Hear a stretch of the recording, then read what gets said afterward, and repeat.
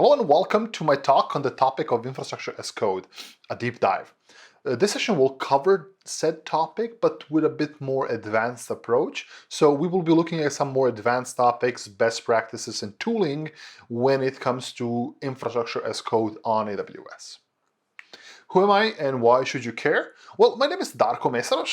As you can see, I go by different spellings. I'm a developer advocate for AWS. I've been working for AWS for over 4 years right now. I started way over in premium support and now I'm moving over to, developer advocacy. I'm currently based in Germany, in Berlin, Germany, but I'm originally from Serbia. One fun fact about me is that I have lived in 5 countries in the last 7 years. So yeah, fun times. Feel free to follow me on any of the social media. I do a lot of video content as well, so hope to see you there as well. But let's move on. So this will be a session 300 or advanced session. What does this mean? Well, there's a few things I will not talk about, or at least try not to talk about. I will not be talking about, or I will not be doing infrastructure as click, just the code. I will not be explaining you or telling you why should you use infrastructure as code. It should be already handled, right? I will not tell you how to do infrastructure as code, at least not the basics part. I expect that you already know how to do this and all of these things. So if this is you, welcome. Additionally, I will definitely not be comparing different frameworks of infrastructure as code out there. Well, maybe just a little bit. Okay, so what will you talk again, Darko? You mentioned a lot of things you will not talk about. What is this thing you will be talking about? Well, be ready for a lot of terminals, be ready for a lot of screenshots of terminal, a lot of code. Yeah, I hope you really enjoy that. So let's start off. Let's start off with a story about a person. And this person is an engineer. This engineer is tasked with building a globally scalable, secure, stable, whatever bells and whistles system or workload on the cloud. And what we want is that make that engineer's life better, right? To be fair, we all want to make our day-to-day job or day-to-day experiences better. Be that if our day-to-day job is more fun, more challenging in a good way, and more engaging, right? So how can we make all of these experiences better for that person? But let's step back a little bit. So long gone are the days and the times of racking and stacking, right? So where you would provision infrastructure by putting servers on metal racks. I mean, that still kind of happens in the back end, but you don't have to worry about it too much. I mean, I come from that kind of a background. I used to work in a company my title was server provisioning administrator. So I would basically provision operating systems on physical boxes somewhere in Fairbanks, Alaska, right? So I would literally have to load the ISOs using the lovely remote administration consoles, Java-based remote administration consoles, and hope it all works. It took a couple of months to do like 500 boxes. So it wasn't the speediest of things, but things have moved on since then. And how would my life look today if I would be provisioning servers, if that would be my job? Well, it would look something like this, right? We switched over from a lot of racking and stacking to a lot of typing and commenting and doing, a lot of code. And this is a lot less cables, but a lot more code, which is super, super useful, but it also comes with its own caveats, right? So talking about this code, what is this code? Well, this is that piece of code. In this case, this is a CloudFormation code that deploys code commit repository and the Cloud9 environment. We can see that we are deploying 2 types of resource here on the cloud. We're defining some of its properties, and that's it, right? So these things replace the manual cable configuration or OS installation on some software or, clicking a whole bunch of buttons. You replace all of that with these lines of code. And this is much more efficient, right? And I won't be talking about that you should do this. Yeah, you absolutely should do this. This is the baseline. I expect you to do this. This is nothing new. But how can we make this better? How can we make working with this more enjoyable, more secure, more stable, more repeatable, etc., etc.? We'll say hello to pipelines, right? The goal when I talk about infrastructure as code is I want to present you the requirement that when you do infrastructure as code, you treat it as any other application code. So introduce it to CI/CD pipelines, right? So that means take all the best practices from software delivery to infrastructure delivery. So taking your code into a source repository, versioning your infrastructure, running tests against it, right? Packaging your infrastructure code, running linting and syntax tests, actually deploying it to a test environment, and finally, if all this is good, deploy it to production environment, well, in a safe, secure, again, and repeatable manner. This is kind of the key when I talk about these things. But when I talk about these things, how does this actually look, right? So, I mean, if you may not come from a software development background, so I'll just explain a bit. So the workflow of your infrastructure delivery or infrastructure, architecturing and designing and building your infrastructure through code would look something like this. You would have your architects, engineers, DevOps engineers, if there is such a thing, basically code your infrastructure, right? They would write Terraform, CloudFormation, Pulumi, CDK, SAM, whatever, right? They would commit that code inside some sort of a Git repository, be that Git, be maybe SVN, whatever. Some code repository. This code will be versioned there, etc., etc. Then you will do a lot of tests on that code. How are you going to test it? Really depends. You can do it manually, you can do it automatically through a pipeline, right? And then finally, you will deploy this code to production, right?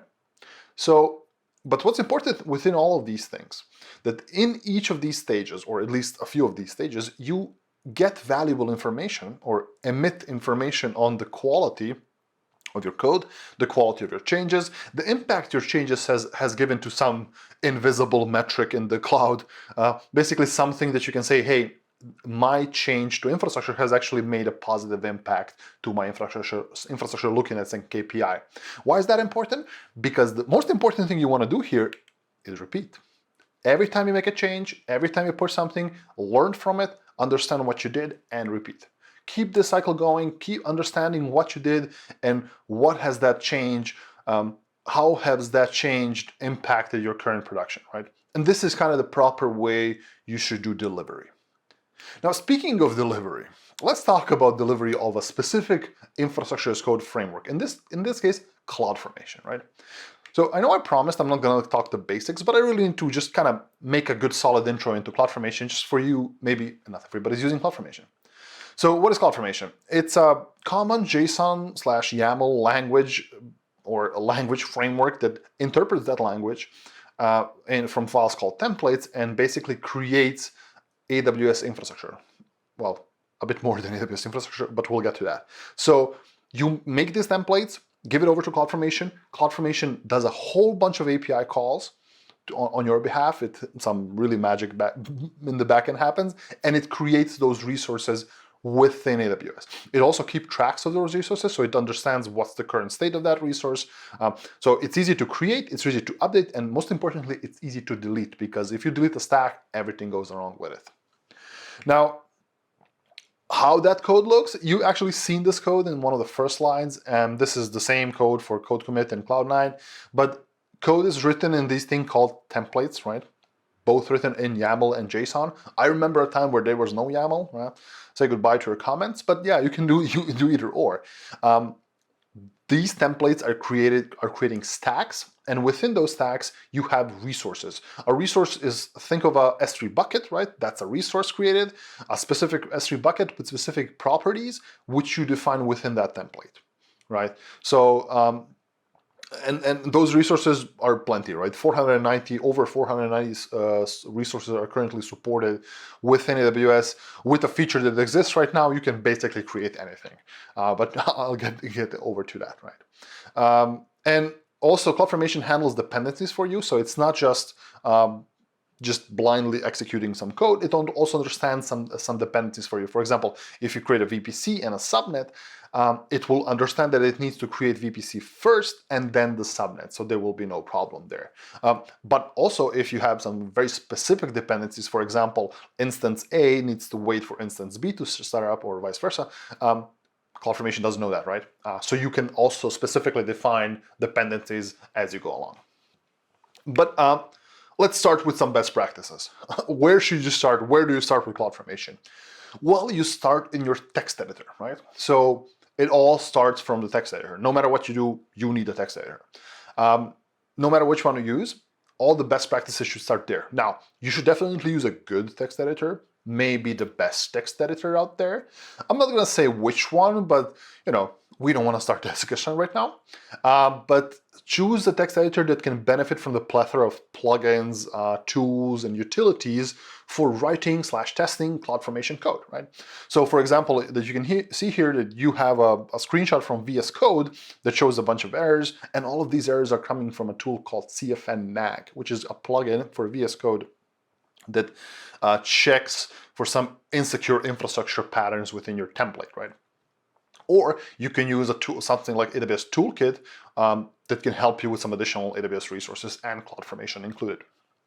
Now, speaking of CFN-NAG, right? So the tool behind that plugin, CFN-NAG is not just a plugin, it's also a CLI tool. So in this case, you can see it running from the command line and basically running CFN-NAG standalone against my template. You can run it against one or multiple templates, and it will detect, as I mentioned before, patterns that indicate insecure infrastructure. So it will basically find that, hey, you know what, Darko, your IAM role that you created here has an allow for everything. That's bad, and I will fail you for that, which it should. It also shows some warnings, some security group ingress stuff, etc., etc. Pretty cool. You can define your own rules as well, so you don't have to adhere to the currently existing rules. So you can define your own rules as well if you want to bring them in. Pretty powerful, pretty cool. How do you get this tool? Gem install cfn_nag --user. Do note the package name is cfn_nag, while the actual binary is cfn-nag. I don't know why. Moving on, another lovely tool, which is also a plugin and the CLI tool, is CFN-lint. And I cannot really stop talking about CFN-lint. It's just an amazing tool. So CFN-lint is, you guessed it, a linter for CloudFormation templates. So it's a static testing tool. So basically it goes through your template and validates, is it okay? Did it find any potential problems there? It will also point out to certain best practices you can improve it within your CloudFormation template, but it also checks your CloudFormation templates against the CloudFormation spec. So it understands that something is not good here or something can be different. It will basically fail to start to a point, right? You can again lint it against multiple regions, multiple templates, etc., etc. It's pretty powerful. How to get it? pip3 install cfn-lint --user. Pretty cool. An amazing tool. You should really check it out. And here's an example why I say you can do like against multiple regions. This is really useful. So I'm testing a simple autoscaling group template here within the EU West region and the EU North region, so Dublin and Sweden. You can see that in the EU West, I just got a couple of warnings that I shouldn't hard code AZs. But in the North, it will fail because there's no T2 micro instances types in the EU North. So it automatically told me, hey, this will not pass. Even though my syntax was really good, it wouldn't pass like this. Now, static tests like this are great, right? So, linting and detecting insecurities and, maybe some spec checks, those kind of things are cool. But this will not catch everything. So it will not catch if you have like limit problems, right? If you try to launch an instance and you run into a limit issue where you have no more EC2 limits, lint nor nag will not detect that. So we need some more active tool to do this. And the next tool is TaskCat, right? TaskCat is basically allows you to test at scale or actually test. It's not just linting. It also has CFN-lint included for linting. But what TaskCat does, it actually deploys your template to a specific region with a specific subset of parameters. And if it's successful, the test is successful. If it doesn't launch properly, it will fail. Now, why would you use this? So imagine having a large-scale library of CloudFormation templates. Maybe you're using them within your organization through something like Service Catalog. So you want to make sure that your CloudFormation templates will always launch. You don't want to, test it by attempting to launch it when you really need it, right? So in scenarios where you have a lot of templates, what would you do? You would use TaskCat to constantly, like every day, every week, every set amount of time, you would launch this template, see if it works. And if it works, that's fine, right? So templates can fail, dependencies can be lost. So if you have dependencies on AMI, which you maybe have deleted, this is a great way to catch that before you actually need that template. Super useful. You define a bunch of tests with it, and these tests look like that, right? So I'm basically, in this case, I'm launching one template within 2 regions with a different set of parameters, right? I can also do some other things. I can, maybe some set some tags or blacklist a couple of AZs I don't want this to be launching in, etc., etc. But once I run this, just run taskhead.run, which is, again, taskhead is a CLI tool, right? If I run the taskhead run within the directory where my templates is, and my taskhead configuration file, the file you've seen before, is it will deploy the same template in 2 different regions with a different set of parameters that I have defined before. And if all of this is successful, you will get this really nice report, all the greens and reds if it's not okay, showing at you and showing the successful deployment. And you can actually have a look at the actual CloudFormation events or CloudFormation logs that happen as this thing is deployed. Now, all these tools are great. They all work within your text editor or within your CLI, which is great, but that's not their place. Well, there's a better place for them. Better place for these tools is here, right? It's in a pipeline. So this is how an ideal testing pipeline would look for CloudFormation. From committing your code to pushing it to a pipeline, running all the linters against it, deploying it with Taskhead to a test environment, and finally, hopefully, promoting it to a production environment. So this is something we should all strive for. Okay, moving on. Let's talk about some best practices when it comes to CloudFormation, right? There's a few of them that are not strictly connected to CloudFormation, but yeah, you'll catch those as you go along. So first and foremost, again, these apply to a lot of different ISCs as well, but one of the key things I like to tell to my customers is layer your application. Do not put all of your eggs in one basket. Do not create this big old template that contains everything under the sun, because if something goes wrong and somebody decides to delete a template, everything can be deleted at once, which is not the best thing. And also, having smaller templates, smaller files, makes it easier to work with. And if actually something goes wrong, or if you want to replace something, you want to rip out one specific part of your infrastructure and put in a new one, it's much easier to do it like this. And how would you do it? From deploying it to specific security stacks, network stacks, front-end, back-end, staging, development, blah, blah, blah, blah, blah. Different kind of stacks for different roles. So this is how you should do it no matter which language you use. Now, something CloudFormation specific. In the past, if you wanted to refactor your stacks, or for example, if you have a database and you want to move the database from one stack to another stack, like a new stack, this was a problem, right? You couldn't do that in essence. You would have to basically try to delete the stack, maybe context support, super complicated. But right now, what you can do is you can use imports. Basically, you can import an existing database from one stack to another while deleting the old one, and it will remain the new one. Super useful feature, and a great use of that feature for the time you need to refactor your stacks.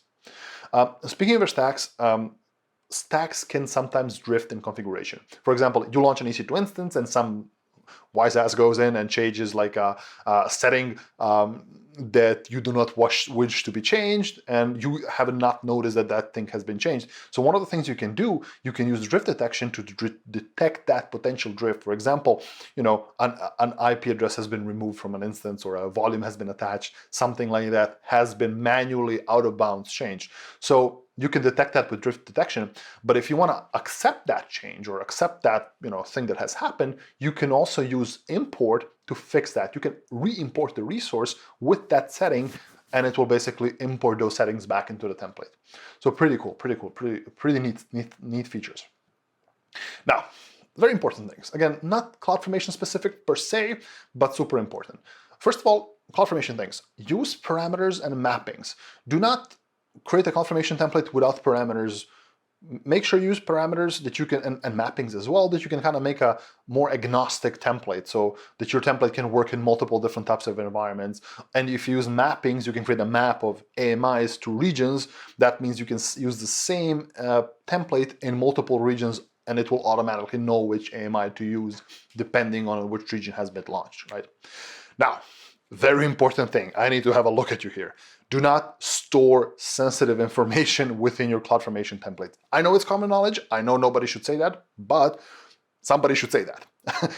Anything that you do not wish to be publicly visible from, let's say, a GitHub repository, do not put in your CloudFormation templates. If you want to store a password to a database, use a parameter, or better yet, use parameter store or secrets manager. And then instead of even passing the parameter along as you create the template, you can just resolve it within there. And you can see in the snippet, we're using a resolve function within CloudFormation to resolve a specific parameter value from Systems Manager parameter store. Super neat feature, super useful, and this will help you basically never even have to look at the database password because it will be sitting within the parameter store. And if you want to update the password, you change the parameter within the parameter store and just run a blank update command on your CloudFormation template. It will pick up the new password and update it. Awesome things. Now, let's move away a bit from CloudFormation. Let's talk to its younger little brother, or let's talk about its younger little brother called CDK, or Cloud Development Kit. Let's talk about the delivery of CDK and how that should be done. Just, again, like same with CloudFormation, let me take a step back. Why would you use CDK? Well, maybe you don't like JSON, right? I wouldn't say I'm the person who likes JSON. Maybe you don't like YAML. Maybe tab spacing ain't your thing, right? So maybe you are just good in another programming language, a general programming language such as Python, Java, JavaScript, and you wish to use that knowledge and experience to build infrastructure. Maybe you want to use some, routines, some things, some elements from these languages to make your ISC code much, much better. Well, say hello to Cloud Development Kit. Cloud Development Kit is a multi-language framework that allows you to model your infrastructure as, well, code, right? So it allows you to create infrastructure as code by using some general purpose languages such as JavaScript or TypeScript, Java, Python, C#, and F# since of recently. Pretty cool, pretty useful feature. I love CDK. It's just so easy to work with. But before I continue talking about CDK, I really need to talk about one of our customers who's a big fan of CDK apparently. So a customer called Alma Media. It's a Finnish, basically digital service business and media company that basically, besides their new services, they also provide information related to lifestyle, career, and business development. So they're massive. They have 750 million page views per month. They reach over 80% of the Finnish population. They have over 2,000 people working for them. They have 100 plus websites and apps. That's a lot. They run a lot of serverless. For example, they had, to the last of my knowledge, over 2 billion Lambda function invocations in a month. That's huge. And speaking of complexity, when we talk about complexity, they have about 100 AWS accounts. So yeah, that is pretty big, right? So what they wanted to do, well, they wanted to kind of they've been using CloudFormation right since of now, but they wanted to kind of improve the experience for the developers when they build serverless applications, right? So when their developers program infrastructure, they wanted it to be a bit more better. They wanted, the actual serverless part of it to be even tighter than just doing it with CloudFormation. So what they did? Well, they opted in to use Cloud Development Kit. So they use basically Cloud Development Kit for their serverless projects. They use Cloud Development Kit or CDK with TypeScript, and this has in turn improved their developer experience, and that's the most important thing. We want to keep the developers happy, right? So when they run their infrastructure orchestration, the experience has improved much greatly. They create these building blocks or constructs that can later be reused for different elements or different parts of a different project. Maybe they use all the software development best practices such as static analysis, testing and versioning, and dependencies within their packages. So pretty cool, right? And as they go along, they plan also to introduce some additional languages such as Python and Java, and build more and more building blocks with CDK or constructs libraries to be used ever more within. So nice story. I love hearing when customers are just successful with one piece of software. Okay, so moving on from constructs to the cloud, or talking about some specific aspects of CDK. This is how CDK works in a 10,000 foot level. So you write your apps, your stacks, and most importantly, your resources, right? The actual part of CDK that creates things. You pass it on to CLI. Well, CLI takes that code, does some magic to it, creates CloudFormation code, and then everything else is left to CloudFormation. This is really cool because the entire complexity of managing your infrastructure as code is part of CloudFormation, and it's built in and it's tried and tested. CDK just enables you to do it in a different language and just basically interprets it for CloudFormation. Really cool. And if we go a bit deeper into CDK, or kind of the main concepts of CDK, I mentioned the core framework, or apps, stacks, and resources. So our resource is a definition of, well, your stack, or of your resource within AWS. A stack can contain one or more resources, right? And apps can contain one or more stacks. Amazing, right? For example, you might have an app with a staging, development, and production stacks with multiple resources as well. So construct libraries is a library where you define specific constructs or specific groups of resources, or a specific way you configure a certain resource. For example, a DynamoDB table is a construct with some sensible defaults coming from us already that you can use. And the CLI, as I mentioned before, is the grunt, or the workhorse of CDK, is the thing that actually takes your code, interprets it to CloudFormation, and deploys it as well. So it doesn't just generate CloudFormation, it also handles deployments. Pretty neat. Now, let's talk about those constructs, because constructs are important. There are three types of constructs within CDK. CloudFormation constructs, basically all CloudFormation resource specifications as you would use them in vanilla CloudFormation. AWS service constructs, these are higher level abstractions, very similar to CloudFormation, but with sensible defaults, right? They have some sensible parameters already set. And the big kahuna, the design pattern constructs, these are opinionated reference architecture and design patterns using multiple AWS services. And when I talk about this, this is basically it. So a pattern, in this case, these 5 lines, essentially 3 lines of code, create the application load balanced Fargate service. So within these 3 lines of code, you basically generate 817 lines of CloudFormation. All of these services, or all of these elements, you generate to create, well, a load balanced Fargate service in the backend. Again, very opinionated. You can do some changes as well, absolutely. So it's not just a vanilla thing. You can also do some changes, which you will see actually in the upcoming slides. So talking about each one of these separately, I mentioned CloudFormation constructs, and this is how it looks. A CloudFormation construct is useful if you want to do some very much primitive things. In a sense, you want to create just a VPC without any defaults. So I'm creating a VPC in this case. You will see CFN VPC as the name of the resource, right? I'm passing it a CIDR block. Once I do this, well, bam, I've just created a VPC, nothing else, a blank VPC. The same thing would happen if you do it in CloudFormation. You will just get nothing, just a sample VPC with nothing else in it. Okay, pretty cool, pretty powerful. But moving on to a service construct, I'm doing the same thing. I have just removed the CFN part of it from this resource name. I'm passing in the same parameter, but in this case, because it's an opinion, or a, let's say, higher level abstraction with sensible defaults, it will also create elastic IPs, internet gateways, and some other things. Again, it has some opinions on what it should do for you as well. And now finally the pattern, it's the same pattern I showed before, and here we have a bit more lines. We have 5 lines of code in essence with some settings, right? We also define some memory and CPU and task image options, blah blah blah. And again, it creates all the different things from load balancer, listeners, ECS service, the whole 9 yards. So it does a lot of things for you. Again, with some things can be changed as well. Now, which one should you use really depends on your situation. Most people use the service constructs, which are kind of the most easiest to get into with and give you the most flexibility, the middle of the road thing. Okay, now, how can we prevent mistakes? When you do your CDK code, how do you prevent mistakes when deploying or running or whatnot? Well, let's introduce testing as before. So there's a couple of ways you can do tests on CloudFormation, on CDK. There's 3 types of tests you can run on CDK as of now. So you can run snapshot tests, fine-grained assertions, and validation tests. So just to I will go into at least 2 of these with more detail. I'm going to talk about validation tests because I'm not going to explain validation tests too much later on as we go, because validation tests are nothing CDK specific.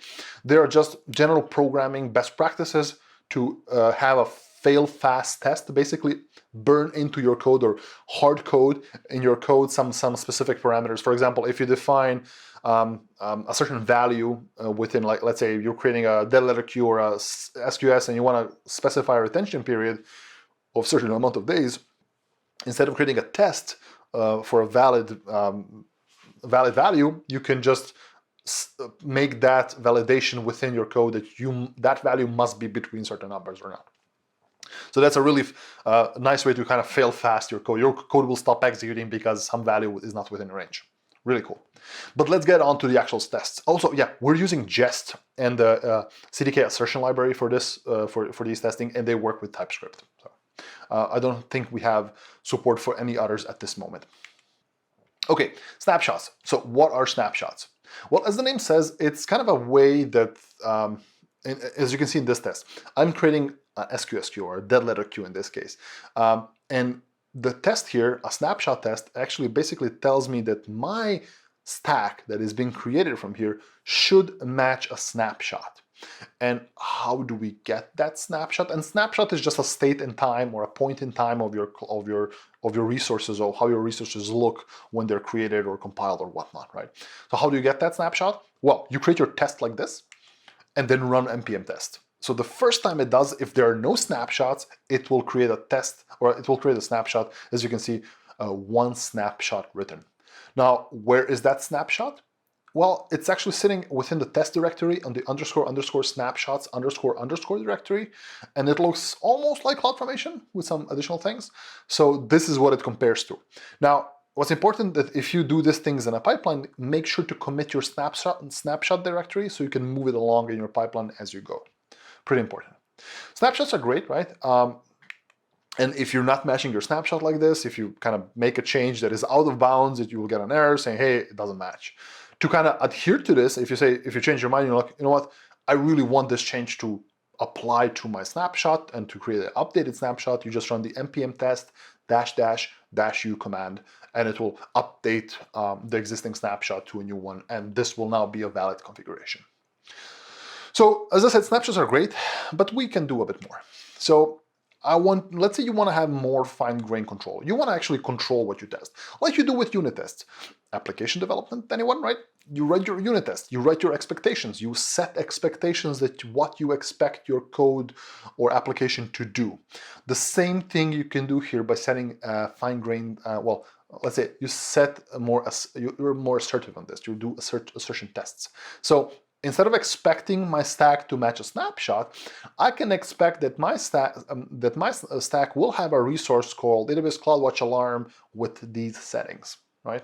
Or that a specific resource SQS queue has this setting as well. So if these things are not met, my test will fail. So if that number is not that value, or if that resource doesn't exist with those parameters, my test will fail. And there's no need for to recreate a snapshot. You basically update your tests as you go along. Now, this is the best practice. You would basically write your tests first, then write your actual code. Pretty cool, pretty useful in the long run. Now, again, all of these things should sit in a pipeline. All of these things should be tested as you go along. It's not just on your desktop. It's also great on your desktop to kind of make sure you don't break any things. And as I said, 3 types of tests: snapshots, fine-grained assertions, and validation tests, which are kind of more programming types of tests. Okay, now, going back to the big brother, or CDK's big brother called CloudFormation, and I want to talk about a really neat feature that it came out, and we will have a demo coming up as well. So, CloudFormation registry. So what is this CloudFormation registry thing? Well, let's say, going back to our lovely infrastructure engineer, right?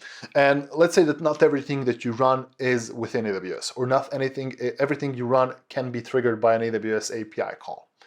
Let's say you will have a GitHub repo, or use Opsgenie, or you have a line of business application that generates unicorns. So how can you create those resources? How can you create a unicorn from CloudFormation? Well, in the past, you could do things such as use a custom resource with Lambda functions. You can have tie in a lot of different things there. It would work, but it was a bit more, sticks and rope.